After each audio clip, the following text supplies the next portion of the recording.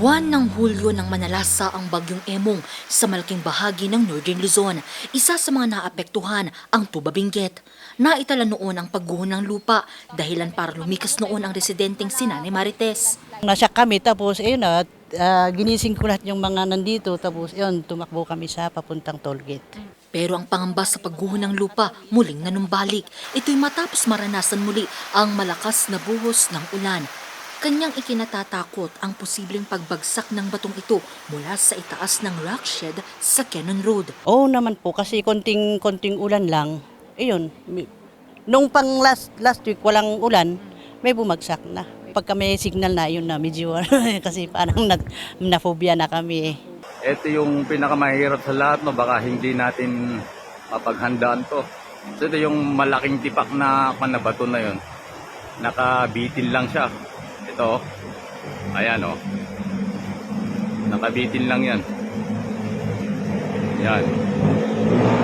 Yan o. Yan po, ang delikado pag umuulan. Ang pinangangambahang bato nakunan pa ng isang netizen. Ang mga pangamba ng mga residente humupa na sana kung maaayos na ang 200 million pesos na rock shed sa Camp 6, Tuba Benguet. Matatandaan na noong Agosto pa ng personal itong bisitahin ni Pangulong Ferdinand R. Marcos Jr. Talagang hindi trinabaho ng mabuti ito dahil yung ginawang slope protection supposedly dito ay bumigay kagad. Sinama, pati yung slope protection na dapat na nandyan na hindi ginawa.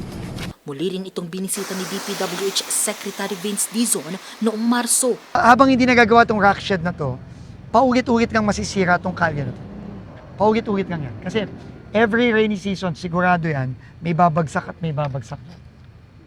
So yun ang report sa atin ni Mayor, report din niya kay Pangulo. So nandito ako para siguraduhin at i-assure ang ating local government ng Baguio and ng Tuba, ng Benguet, na tatapusin natin to.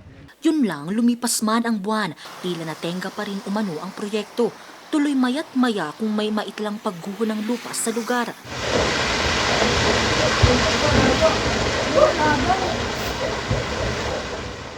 Ayon sa Barangay Camp 4, wala pa rin silang natatanggap na petsa kung kailan uumpisahan ng DPWH Regional Office ang proyekto. Awan ka lang mas madam. May damat meeting nga tugyan na kanong jayet. Sa ngayon, panawagan ng mga residente na sana'y maumpisahan na ang taon nang nakatenggang rock shed.